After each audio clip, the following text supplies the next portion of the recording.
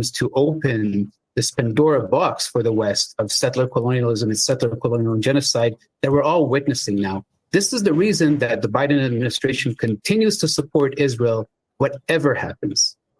Raz Siegel, I want to thank you so much for being with us, Israeli-American historian. Earlier this month, the University of Minnesota rescinded its offer to him to head its Center for Holocaust and Genocide Studies. He's currently Associate Professor of Holocaust and Genocide Studies at Stockton University and endowed professor in the study of modern genocide. That does it for our show. A very fond farewell to our digital fellow, Eric Halverson, and our intern, Soledad Aguilar Colon and Hannah Fitz. We will miss you so, so much. You are now part of our DNA, the Democracy Now! Alumni. We're currently accepting applications for Director of Development. I'm Amy Goodman with Juan Gonzalez. The viewpoints expressed in this program are the opinions of the people expressing them and are not necessarily those of Fresh Air Incorporated, its staff, or its board of directors. Hi, this is Al McFarlane, host of the Conversation with Al McFarlane. You're listening to 98.3 FM, KFAI, Minneapolis.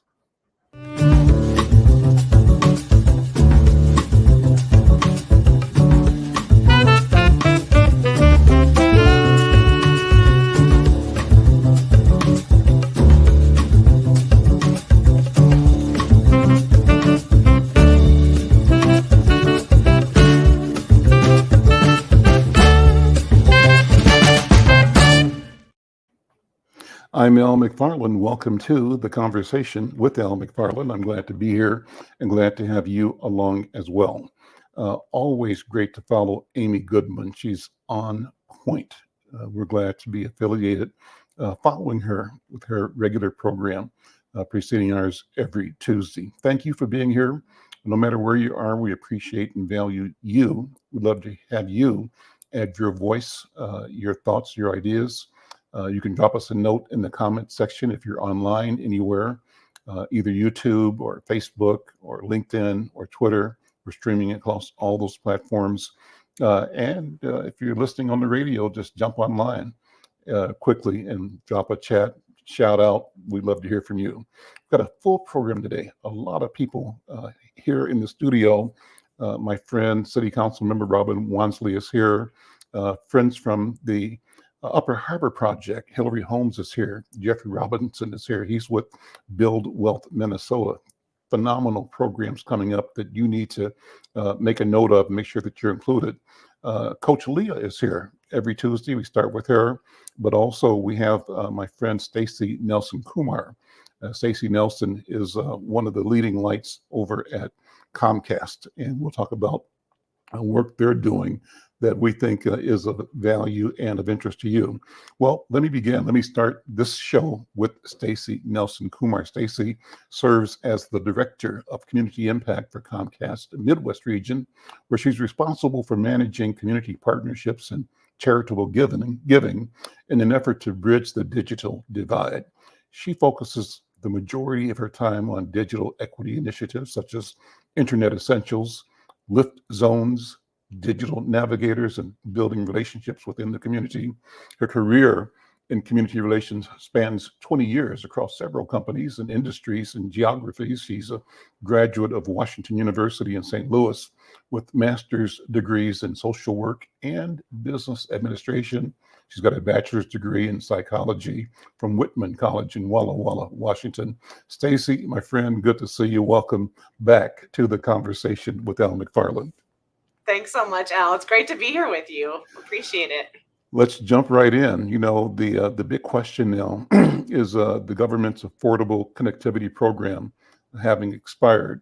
With that government funding expired, what is Comcast doing to keep local families connected to the internet?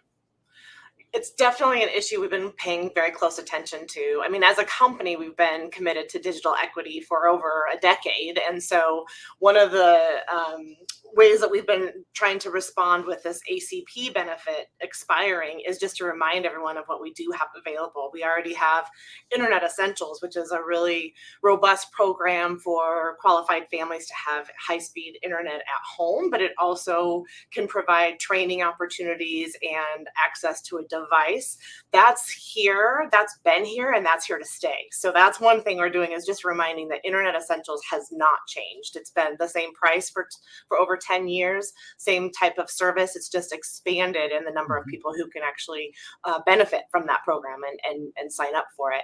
But the other new thing that we've got is a new product suite, actually called Now, which we're hoping will help fill some of that gap too, as people are having to make budgetary decisions. It's really a prepaid product, so people can pay as they go. It's not requiring any type of contract or credit checks or long-term commitment. It really is a pay-as-you-go for both internet and for TV. So that's brand new. You're going to be starting to see a lot more information about that, but we're hoping that, again, that will also help fill this gap as the ACP benefit expires. What's that program called? Is there a name for it? Now. It's called Now. Now Internet and Now Mobile, I believe, right? Exactly right. Now Internet and Now Mobile, and there is a TV option as well. So that is the newest product offering for this time with the ACP benefit going away. We have other promotions and specials, but I think what we always want to remind is that we've been here working on digital equity for over a decade, and we're continuing to do that. And so always looking for ways to partner with community organizations to serve and make sure people are connected. We know how important internet is. Well, you've got a recent announcement about your work with the St. Paul Public Housing Agency and its initiative to help with digital equity. Would you explain that? Sort of give us the background and the context, the mission? Absolutely. So that is something we are very proud of. We just had a ribbon cutting for it actually last week, and it's a unique and innovative partnership, unlike anything else we've done in the state of Minnesota and maybe even across the West. We were able to partner with them to be able to prepare every unit within their buildings with internet capabilities, so that when someone is moving in, they have the option to turn on internet and it's immediate. It's a way to maybe break down some of the barriers. There's no need to go to a store and get equipment. There's no need to wait for equipment to arrive at the home. There's no need to wait for her figuring out how to set it up. It's just ready to go. And so it's something we're really proud of, and couldn't have done it without our great partnership with the St. Paul Housing Authority, the city of St. Paul. We've just been working hard to find unique ways to help serve the residents that they're trying to serve as well. So is that a rollout for St. Paul Public Housing? Will the same thing be happening, or is it happening in other communities as well? We're hoping it serves as a model for other communities. Absolutely. We're talking with other housing authorities to see what might be possible. Having gone this far with St. Paul, we've definitely got a record of success and can show other housing agencies what we're capable of doing to be able to, immediately serve their residents. So we're hoping it sets a model for the future. I'm Al McFarlane. You're listening to The Conversation with Al McFarlane. My guest, Stacey Nelson Kumar. She's Director of Community Investment at Comcast. Stacey, you guys pay particular attention and you support the Olympics. I know that's a real big thing for Comcast nationally. What's going on locally around the Olympics that you might want to highlight? Well, we're really excited. I'm sure most of the region knows that the gymnastics trials are being held here at the end of the month, in downtown Minneapolis.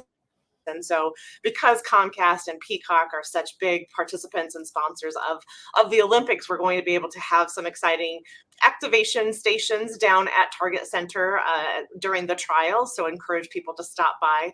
Of course, the gymnastics trials always get a lot of attention, but we'll be there with with other partners, other organizations, companies that are helping to sponsor. But there will be an opportunity for people to stop in and see what's new and see where they can catch all of the Olympic action, and even maybe get a few giveaway items. Listen, Stacey, always good to check in with you. Let's come back regularly. We want people to know that you're communicating as well to our public through our newspaper, Insight News. We thank you for the relationship. We simply want to build on it. It's all about access, and access is the key to equity. We're about building and maintaining and growing equity for our communities here in Twin Cities, and Comcast has been a great partner. Stacey, thank you so much. Thank you, Al. Take care. Take care. We'll see you later. Okay. I'm Al McFarlane. This is The Conversation with Al McFarlane. And as promised, I've got a robust program today. I want to pivot right now to a regular contributor for Monday. We set the week off normally starting with Coach Leah. Coach Leah Jean is here. And Coach Leah, how you doing? Doing great, doing great. So it is always such a pleasure to be hanging out with you guys on Tuesdays. And I'm so grateful for our relationship simulcasting with KFAI. So wanted to just start out today talking about an NBA legend, Jerry West, who passed away last week at 86 years old. I always feel like the Twin Cities has a cousin relationship with sister cousin relationship with the Lakers since they were originated in Minnesota. So he was selected to the Basketball Hall of Fame 3 different times, and both as a player and an executive. They call that a contributor sometimes, and that's rare. That's very, very rare that a person would be selected to the Hall of Fame in those different capacities. But we want to send our condolences to both the Lakers as well as the LA Clippers, where he served as executive and just has been. Did you know that the NBA logo was inspired by Jerry West? So that silhouette is of Jerry West. Didn't And know so that. every time Okay. you see that, Yeah. so that's something that people can always remember. So he won in the NBA Finals. He was the all-time leader in total points as well as field goals made and attempted, and free throws made and attempted. But believe it or not, his teams with the Lakers only went 1-2 against the Knicks and 0-6 against the Celtics back when he was a player. So he would often say, "Those damn Celtics," in interviews and so on and so forth. So again, Insight News, we all send our heartfelt condolences to both the Lakers and the Clippers organizations. So speaking of the Celtics, last night they were crowned the world champs for a record 18th time. Wow. Isn't that amazing? Wow. So I want you to check out our printed version of Insight News Sports for more about the Celtics, as well as how the finals series between them and the Dallas Mavericks went. They were able to go 4-1 against the Mavericks to take that series. So wanted to take a quick pivot and talk local. Have a really interesting sports story I want to share with you. Dear friend Gerard Hughes Sr., who has really made a name for himself in the community and doing a lot of really cool grassroots sports things. He has a phenomenal son. The apple doesn't fall far from the tree. And Gerard Hughes Jr., who is an All-American track athlete, headed to the University of Arkansas.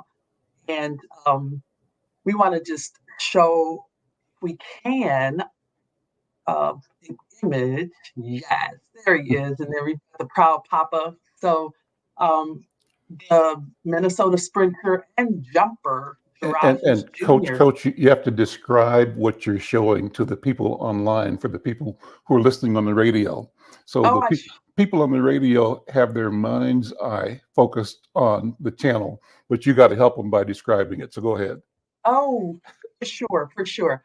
So Gerard Hughes Jr., what you're seeing, using your mind's eye, those of us that are joining us, you'll see a picture of 3 gold medals. You'll see a picture of Gerard Hughes Jr. and Sr., and then you will also see a picture of Gerard Hughes as the football standout athletes. And so he was actually offered to play Division I football, and he chose track and field over football to earn to play on scholarship at the University of Arkansas.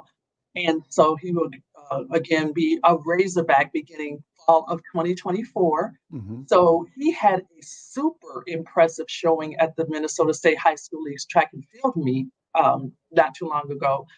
He secured gold in 3 different events, the 100-meter dash, the 200-meter dash, as well as the long jump. Wow. And so that was quite a grand day for Gerard Hughes Jr. and a fantastic way for him to end his high school career and start his collegiate career. And if I could, I always tell folks that I'm 1 degree of separation from everybody on the planet, right? And then I typically always have a story that connects. So I remember, so my mind's eye puts me at the Minnesota State High School track and field meet when I was a senior, and I was competing in the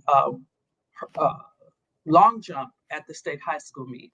Mhm. And remember having to leave there right away and drive through terrible traffic during rush hour to get to my high school graduation at Minneapolis Washburn. And so we were at the meet on the north suburban side of town, and then had to drive to the south Through side. traffic, sure. And so I had my track and field uniform on underneath my gown and my cap. Interesting. We got less than a minute to finish this segment. That's a great remembrance.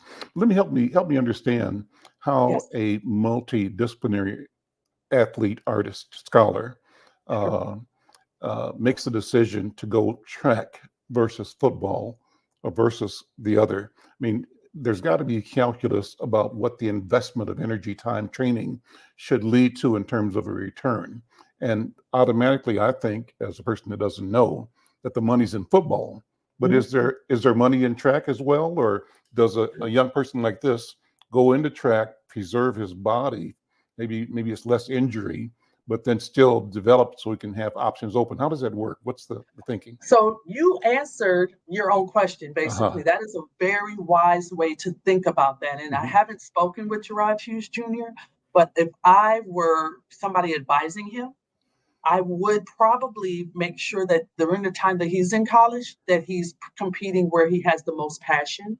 And just being from a practical standpoint, you definitely want to think about what's going to preserve your body best. But I would tell you, there is actually a lot of money when it comes to endorsements and so on. And this gentleman is well on his way with NIL also coming to play. I'm sure he'll be able to take full advantage of that at the University of Arkansas. But we will hear back from both Gerard Hughes Jr. and Sr.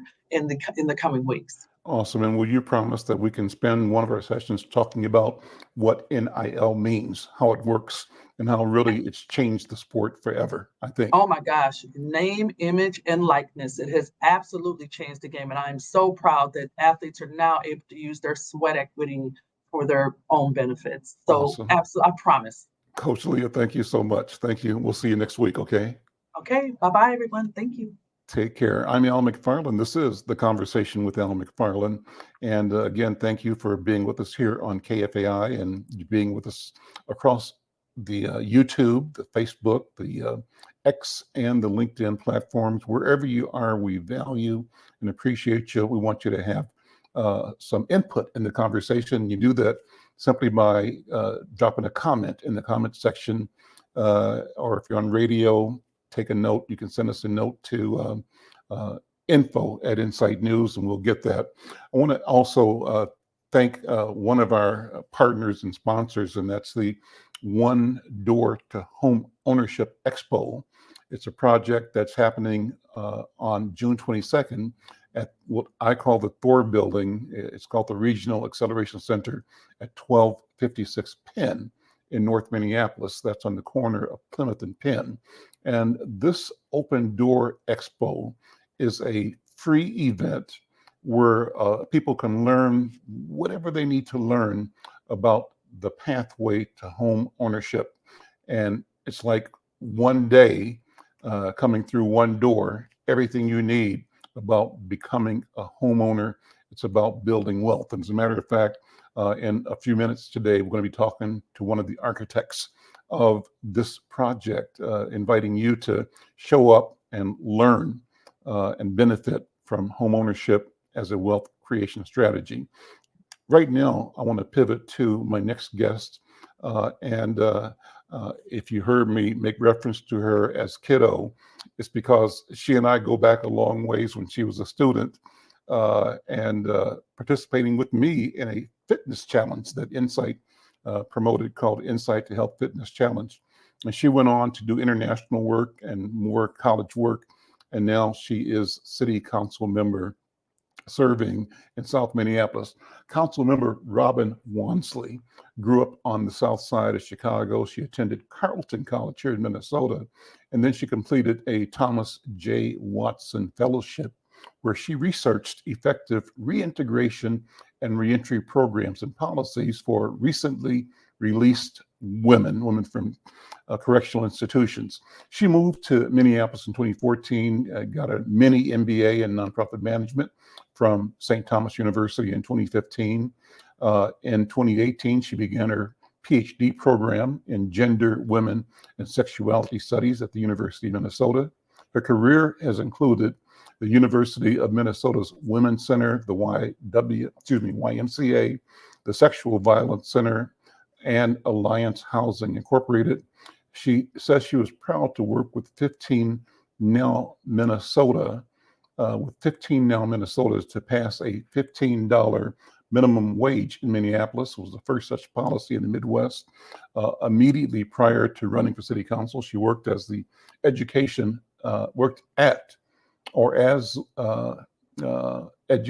Minnesota, where that organization represented over 87,000 educators across Minnesota on initiatives that preserve and expand funding for K through 12 public education and make our public schools more inclusive and equitable. So since she's been on the council and before, she's been involved in racial economic justice organizing since the Minneapolis Police Department's murder of Jamar Clark in 2015. She's been a leader in a broad array of grassroots campaigns, including efforts to increase community oversight and accountability over the Minneapolis Police Department, to also block anti-protest legislation. She's worked to distribute food and mutual aid during the 2020 uprising. She worked to block the relocation of the 3rd Precinct in the fall of 2020, and also to pass the 2021 People's Budget. She's a certified restorative justice practices leader, and as such, circle keeping and community conferencing, and served on the boards of directors of the Restorative Justice Community Action Network. During her first term representing Ward 2, she led policy initiatives to pass the $15 minimum wage and workers' rights protections for Uber and Lyft drivers. She won historic investments in public housing, protecting renters who signed pre-leases, and she advanced city-led sidewalk plowing. She expanded the city's comprehensive public safety system beyond policing, and working to improve equity and transparency within city government. Currently, she serves as chair of the Administration and Enterprise Oversight Committee. She's vice chair of the Public Health and Safety Committee, and is a member of the Budget Committee, Intergovernmental Relations Committee, and the Committee of the Whole. Robin, that's a lot, but it deserves the time it takes to present it, because you've got your plate full and you're doing a magnificent job in leadership. Welcome to the conversation. How are you? Thank you so much, Al. Yeah, I was sitting there. I was like, oh, wow. I should have sent you the abbreviated version here. Well, and quite often when I get long texts like this, I abbreviate them because I do that as an editor. But as I said, people need to know, and they need to hear what Robin is doing, what you're doing, and you're part of a cohort of new, young, emerging leaders that are turning public policy inside out and upside down. And so I want to just acknowledge you and have you take the time to explain how the priorities that you've worked on emerge and what drives you to serve our community, serve the public through the electoral process. So Minnesota has some of the worst racial disparities in the country. What kinds of things could the city be doing to reduce racial disparities in the future? What do you think? Yeah. So this is for personal reasons and obvious reasons, as a Black woman, racial equity, racial justice has been a passion of mine, and was one of the main, issues that drove me to run for office in the first place, especially in light of Minneapolis having, such a expansive array of disparities when it comes to basically racial inequity. And I'm very privileged to be able to oversee a committee, the Administration Enterprise Oversight Committee, that is responsible for holding the work of anti-racism, racial equity, and equity in all its sense, and how we're making sure both the city of Minneapolis as an enterprise from within the house, we're prioritizing an inclusive environment, no matter your racial background, gender background, where you can do quality work and be recognized for your work, and not have those racial identities or gender identities basically compromise you having access to a healthy and supportive work environment. And we also have the same goals for outside of City Hall. I want to make sure every single resident has access to the resources that they need, and those resources shouldn't be dictated by whether or not they're Black, they're white, if they live in Southwest Minneapolis or South Minneapolis or North Minneapolis. So a crux of my job is really working and listening, and hearing from constituents, especially those who have been racially marginalized in a multitude of ways and are experiencing either economic hardships or hardships related to climate justice or pollution. We see a lot of that, especially in East Phillips and in North Minneapolis, where our predominantly communities of color have bear the brunt of concentrated pollutions by these industrial companies, like Smith Foundry or Northern Recycling Metals or the Herc incinerator. So my goal is always to listen to those who are most impacted, because they are the subject matter experts. And many of our residents are actually just fierce advocates who've been working on a number of solutions for years, and oftentimes we're never able to get an open ear from an elected official or a city official here in City Hall to really move their work forward. So I spend a lot of time in community, listening, and working with those residents to come up or support existing initiatives that address racial inequities.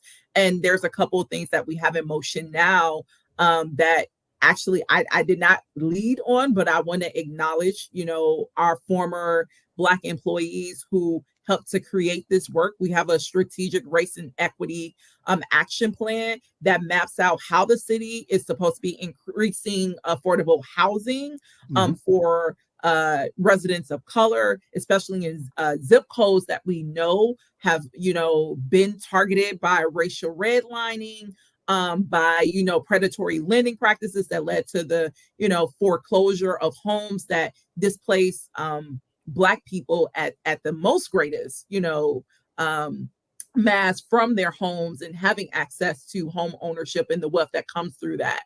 So we have this extensive policy document that actually shows us how we work across housing issues, economic issues, environmental issues, to basically make our city more inclusive and more equitable, especially for our Black residents.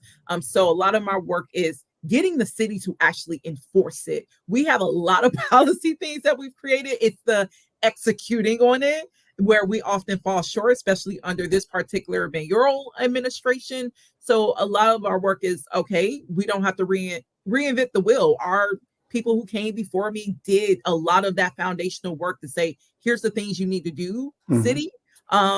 It's now just go do it. Is the city responsive? And let me ask you this, because number one, you're working in the arena of liberation for Black people, Black liberation. I can tell you that a generation ago and even sooner, to be downtown in City Hall and to say those two words together, Black liberation, made you an unwelcome voice. And whether our liberal and progressive friends admit it or not, there was a resistance, a hostility towards the idea of Black people saying that our mission is liberation, freedom. We're seeking freedom, and that even our friends sometimes are impediments to the idea of our full and equitable participation in the process of governance of community and the process of authoring societies that allow ourselves, our families, our neighborhoods to win, and not at the expense of somebody else losing. But there's hostility to the whole notion of Black people talking about Black people and mentioning and being advocates for Black interests. How has that changed, if it has? How are you feeling? Tell me about what you experience as you walk in the corridor of power and discover your ability to bring voice and action that's accompanied by budgetary power. What's going on? No, you're absolutely spot on, Al. Like we're talking about affirmative action, the some of the crucial victories of the civil rights movement that aim to make our country acknowledge the humanity of specifically Black people. We're seeing all of those wins and crucial, legislation and policy victories just be unraveled by the conservative right-wing political faction that's growing under, our Trumpian political leader, and also feeling more emboldened. So we're seeing attacks on every type of anti-racist D and I, measure. So, you're absolutely right. There is this resistance to acknowledging the plight and the struggles of Black people in particular. And I want to say that is not just isolated, as you highlighted, to, conservative areas. That happens in even liberal places like Minneapolis, which of course is shown by the data. We have some of the worst racial disparities in the US. We're talking about in comparison to Southern states and cities where you would think it would be more prevalent. So I absolutely experience, that resistance when I come into City Hall. And I knew that would be the case, especially as someone who ran as an independent. So I did not run on a Democrat or Republican ticket. I ran as an independent, and I ran as a socialist because I believe everyone should have access to public goods like housing, like a comprehensive public safety was that system. Gutsy. Council member was that gutsy. So kudos to you. And also, they didn't want me there. They did a recall too. They fought to keep me from inside and coming into these halls of power. Yes, I experienced it. If people look at our committee meetings, I've experienced censorship. I've experienced, colleagues taking my work off the agenda. Like it's been very prevalent how the mayor has spoken to me in public meetings in a very disgusting way. And, I have had to hold that, and I'm very blessed to have a beautiful support system and village that allows me to be able to process and move through that work. And so that I can also have the space to then focus on our people and uplifting their leadership. And that even makes them more mad, the forces that be, when I bring folks into City Hall. The fact that we just won the significant victory of giving 10,000 Uber and Lyft drivers that are majority Black, a 20% raise in some of the strongest worker protections in the country. Wow. That took years and years of hundreds of Black people coming to City Hall and saying, we need government intervention. These two multi-billion-dollar companies are not paying us what we deserve, and we are struggling to make ends meet, and we need your help. And slave labor. Basically. Slave labor. Yeah. And they had to watch their mayor veto policies that gets them a $15 minimum wage, and then had to watch their governor do the same thing. And we're talking about for bare minimum, a $15 minimum wage that we already passed several years ago, that other businesses have already been in compliance with.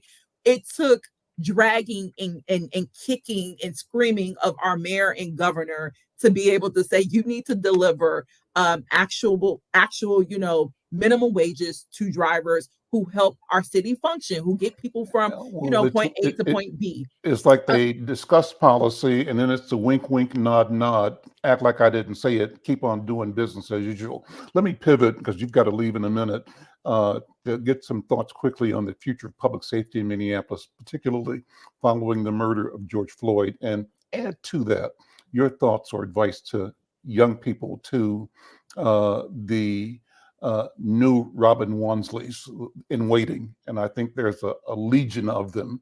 How do you both encourage and support, and in a sense, encourage them to feel the weight, the attraction, and the need to get involved for advancing Black liberation and justice for all? What do you think? Just know, one, it is so many more Robin Wonsleys that's across the city, especially at the state. Like, we have a amazing contingency of Black leaders at the state, from, Representative Esther Abaje, Athena Hollins.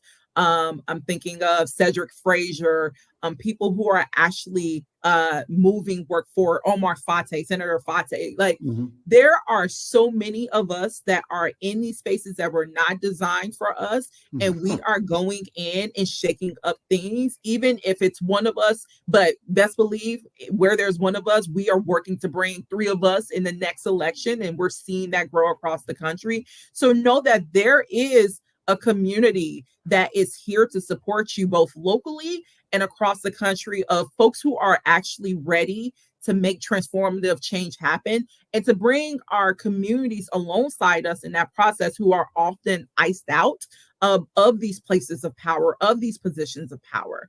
So just know, yes, it's hard. Just acknowledging that this is hard work. These spaces are designed to enact psychological warfare and political warfare to make you not want to show up and make the change that needs to happen. But I am so grateful that I have such an expansive community of leaders around me who push me and challenge me and hold me accountable and support me and love me into doing what needs to happen, especially when the powers that be buck and want to maintain the status quo. So never think that you're alone. There's so many of us that are out here doing the work. We're finding ways to connect with each other. We're finding ways to support one another in coming into this work, either as an elected official or a staff position, an intern. There's so many ways in community which organizer, neighborhood. Yeah. Let me bring one more voice in. Hopefully you can hang out for a bit, because I just love your perspective. And everything that's coming up is something that you got a finger on already. Let me bring in one voice who in the chat was saying, I love the fight of that queen. This is Brother Selwyn Jones. Selwyn Jones is the uncle of George Floyd. He's the co-founder of Hope929.org. Selwyn, come in. Welcome to the conversation. Let me tell you something. Go ahead. Jump. Alma, you had me when he got halfway through your bio. You are a bad, bad, bad girl. I love you. I love the fight. I love what you're about. I love what you see. I love your vision for greatness.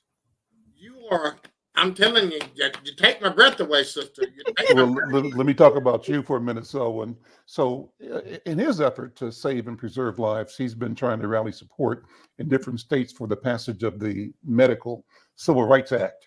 And it was approved by government officials in Connecticut last year, and it establishes the legal right to medical care during any police interaction or incarceration when an individual communicates that they are in crisis and need aid. Talk about that, Selwyn. What is that about? And first of all, once again, our condolences to you and all of the members of George Floyd's family at that loss.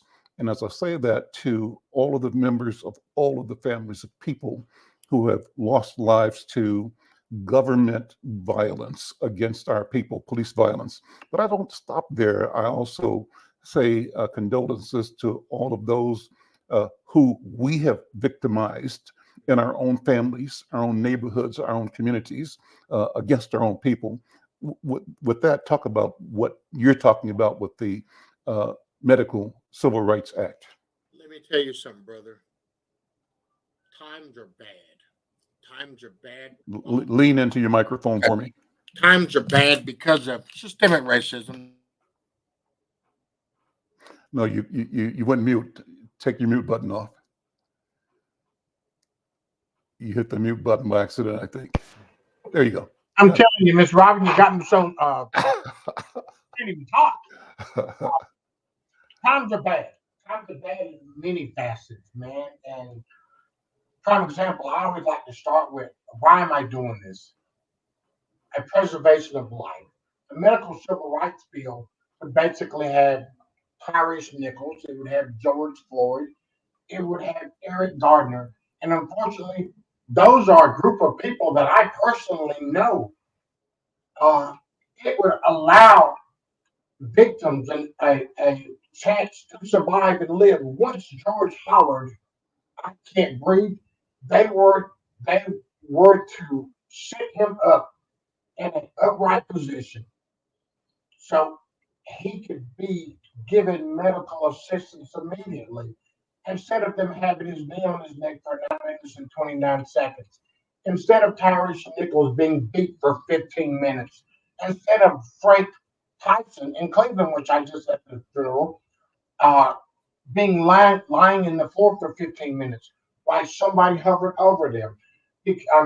Besides Ahmaud Arbery, which I just talked to his papa last week, being laid on a street after being shot by 3 people that didn't look like us for 15 minutes, and then a cop shows up on the scene and says, "Hey, you know he's still breathing." They would all be held accountable.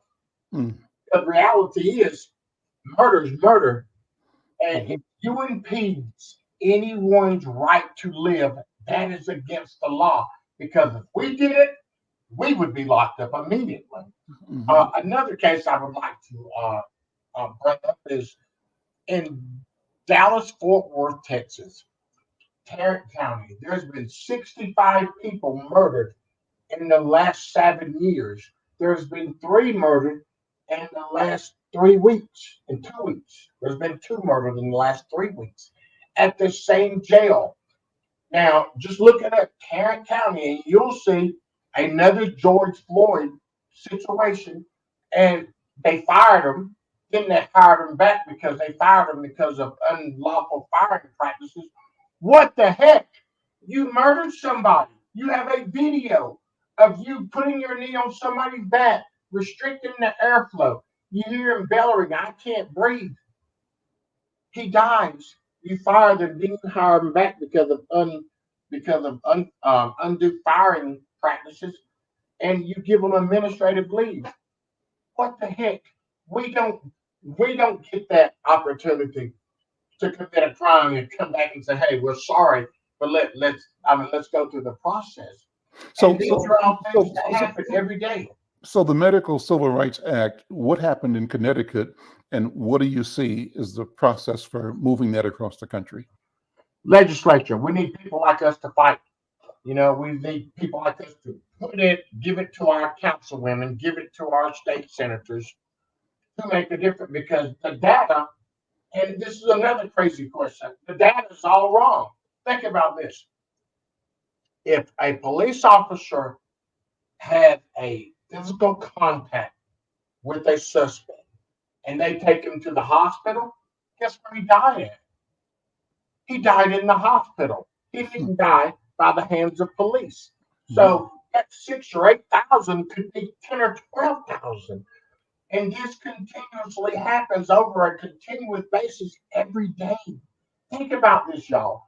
65 people that look like us have died in the same jail. In the jail. When you started saying 7 years. When you started saying that, so when I said no, Dallas, I'm thinking about people died, period, of gun violence. Got to be a way number that, but then you clarified it. People that were already in the custody of the government. Yeah, die. think about that. Robin, what about that? What duty does an institution like government have to protect and to protect the health of people in its charge? So this is definitely separate opinions as someone who doesn't represent our judicial system.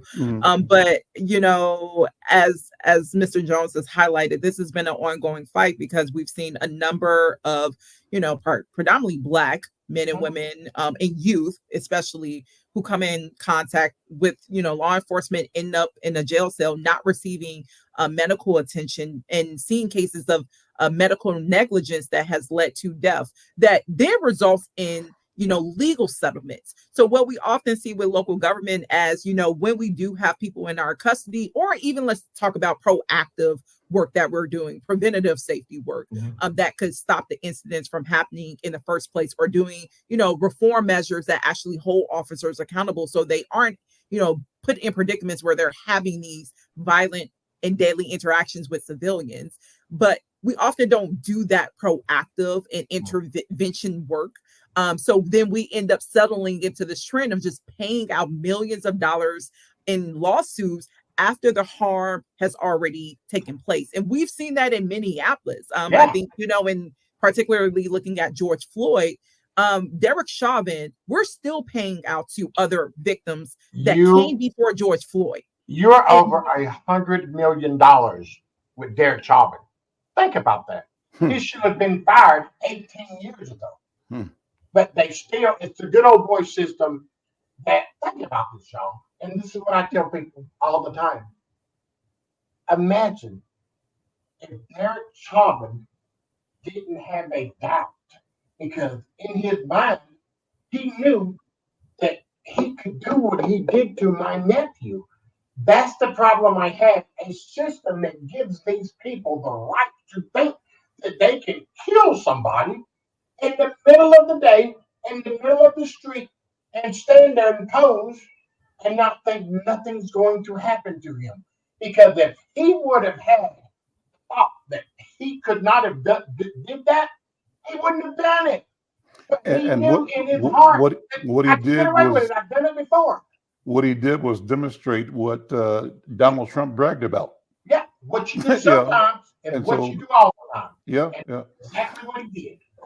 Well, listen, we're going to ask people to follow your work. Is Setting there it straight a website? I got a podcast, Setting It Straight with Selwyn. Come holler at me, because I'm always opinionated. I'm always talking about how to change, how to be great, and how to make a difference in this world. Because we need people like Miss Robin and like Mr. Al and like the old Uncle Selwyn to keep on the talking and keep on eating and keep on feeding. Because there's a whole lot of people in this world that just need help, just need to know that people give a daggone. Because empathy is running at a low level. I'm Al McFarlane. This is the Conversation with Al McFarlane. Listening to great voices, great comments from Selwyn Jones, uncle of George Floyd, and Council Member Robin Wonsley. We're going to pivot and bring two more voices in for the balance of the program, and because everything is tied together at one level or another, and we recognize that in this program, the Conversation with Al McFarlane.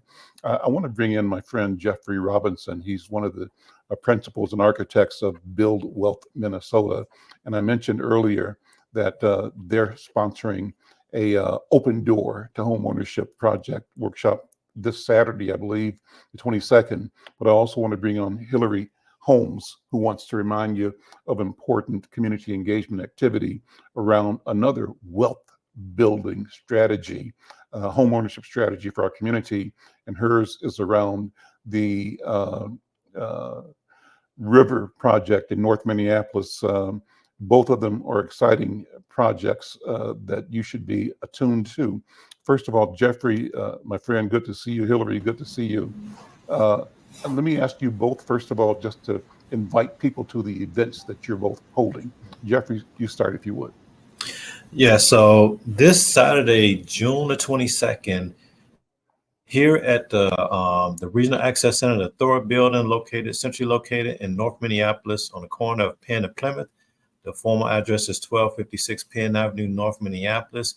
At 10 o'clock, we will be hosting our One Door to Home Ownership event. And the purpose of that event is to get rid of excuses and have solutions to barriers that families may face trying to get into home ownership. And we've been working hard out with creating solutions and creating access to solutions and resources for families. And we wanted to make sure that you don't have to go through this door and that door and 3 more other doors to accomplish the same goal. So we wanted to put everything right in one room, centrally located, so that if you're thinking about down payment assistance, it's there. If you're looking for home ownership programs, loan programs that might not require a 700 credit score, that doesn't require you to put up 20% down payment, we'll have resources there. If you're looking for a realtor, it'll be resources there. If you're looking for help, I'll be there along with my whole team to assist families with connecting them to whatever resource that they think they may need. We can't to take advantage of the opportunities and times that we have right now. Let me tell people that Jeffrey and the people at Build Wealth ain't playing. This is no joke. They are serious. And the seriousness is reflected. We're putting together next Monday's edition of Insight News right now. And the edition is going to feature a cover story on the 1,000th family that Build Wealth has made into homeowners. Kudos, congratulations. And the second part that I want to give you credit for, Jeffrey, is that you're going to be announcing in our story as well that Build Wealth Minnesota has received a $3 million commitment from the Chase organization to support your work in getting people into the wealth creation mode, home ownership. Talk about both of those, if you would. So the 1,000th homeowner is the 1,000th Black homeowner that we've helped in the last 2 years get into home ownership. We have a passion and a drive, a commitment to help 9,000 Black families get into home ownership over the next 5 more years to close the gap in home ownership between white families and Black families, by 15%. We're not trying to close the whole gap out. That's not what we're trying to do. What we're trying to do is to show that if you get the right people in the right rooms together who have a collective passion and working towards that, we don't have to do the same thing. We just have to have our hearts connected to the thing that we're trying to accomplish so that you can be the best at what you do, to the solution that you provide to the table, because one person can't do it all and one organization can't do it all. However, together, we can do a lot of things. And so the award that we received from Chase is an acknowledgement of the methods and the proven methods that and systems that we've created and that's going towards accomplishing this goal. We are an education first organization. We don't believe that I'm just going to put you into home ownership. And let me say this, education is empowerment. And we don't necessarily believe that we're teaching families something new, more so than we are reorganizing that important stuff that got filed away and somewhere in your mind and locked away, and you stopped using it. You didn't realize how important it was at that time. And we're bringing it back to the forefront. We believe that you're fully skilled to do. There's no way you can survive. There's no way, if you're Black in America, there's no way you can survive to get this on your face if you haven't learned something about what it means to survive. And so, however, we want to get you out of survival mode. We want to get you into thriving mode. We want you to get you into community building mode, home ownership mode. And so the award that we received from Chase is all going towards, it's not going towards, but it's acknowledging the hard work and the efforts that we've been putting into helping families get into home ownership. Let me bring Let me bring Hillary Holmes in. Hillary, you are one of the architects and guides to a major, major development in North Minneapolis. It's called the Upper Harbor. You got an event coming up soon too. Why don't you invite people to the Upper Harbor Public Policy event and give them a little background too? Yes, of course. Good afternoon, everybody. Good afternoon, Al. Good to see you again. Next Wednesday on June 26th, also at 1256 Penn Avenue North, we'll be in the North Point Conference Center space, is a community meeting. We're referring to it as a follow-up meeting. So we had a community meeting at the beginning of May over at UROC to provide some overall updates about the Upper Harbor redevelopment, both from city work, from Park Board, what they've been up to, what the development team have been up to, and then also introduce a proposal for a health and wellness hub, which is something in the coordinated plan. This is the city-approved coordinated plan for redevelopment of Upper Harbor. The city approved it in 2021, fall of 2021. The last few years have been spent implementing that plan or laying the groundwork for the development and the park to come. So that's what we've been busy doing. And the health and wellness hub proposal is an important one to keep. I mean, all of it is important if you ask me. So this is a proposal to consider. The partner that's been introduced is Intercity Tennis and what they would bring to that development. The questions before us are, how do we further define what a health and wellness hub is and what activities and what uses and who it's programmed for, how that space is used. And so that will be part of the conversation. Public Policy Project, James Trice is leading meeting facilitation again for this community meeting. He's been a partner for Upper Harbor Development for a number of years now in the engagement spaces we've been in, and he'll be there again as well. So again, that's next Wednesday, June 26th, 5:30. There'll be some food there. So show up a little early, get some food, and then we'll get into conversation with Intercity Tennis and the lead developer, United Properties. And I'll be there on behalf of the city. There may be some other city project staff there, and we look forward to seeing people there. If you need more information, the minneapolismn.gov, city's website, search for Upper Harbor, and there's a project webpage, and the meeting info is there as well. Awesome. Well, let me close with back to Council Member Robin Wonsley. Robin, thank you for being here and taking the extra time to hang out with us. But I want you to reflect on the things we've talked about in the past 20 minutes or so. Build wealth, Minnesota, this idea of putting the 1,000th person and being able to access partnerships to bring resources to help people build wealth. And then this massive opportunity at Upper Harbor. Any behind the scenes comments, advice, stories, contextualization for these and similar initiatives that you want to share? Yeah. So, as actually a socialist, I have a different understanding of wealth is, or what that looks like and what that means. And I know, the traditional sense, of course, is being able to access traditional assets like a home or a business to be able to, build a legacy, a financial legacy that you can pass down to your family for generations. And it's really about guaranteeing financial security for the foreseeable future, which has not been a privilege, that Black people in this country and definitely in the city has ever been able to experience.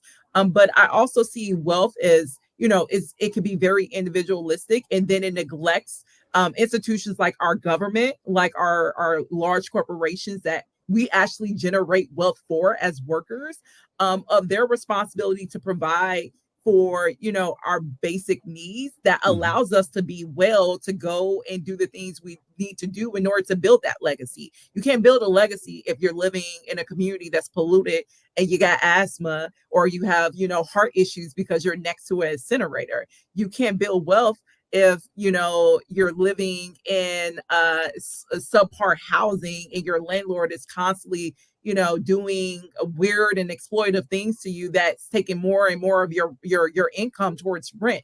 So my job for me as a policymaker is really around how do we correct those things so people have the access to, the resources and things that they need in order to be well and build their legacies. And as it regards to, Upper Harbor Terminal, we know this has been a multi-year effort. And what I'm most proud about and what I'm looking forward to seeing is, you know, community members, especially in that area, weighed in heavily for years about also how they want to see that project uplift themselves in their communities materially. How is that going to translate to actual affordable housing for a community that has often been displaced?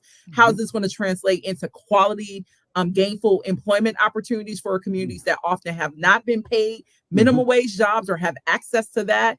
Those are the things that development projects that's substantial, like, you know, Upper Harbor Terminal, is crucial towards, especially for Black communities that have been marginalized and stripped of a lot of resources that they've been deserving and needing of in order to have quality lives in this city.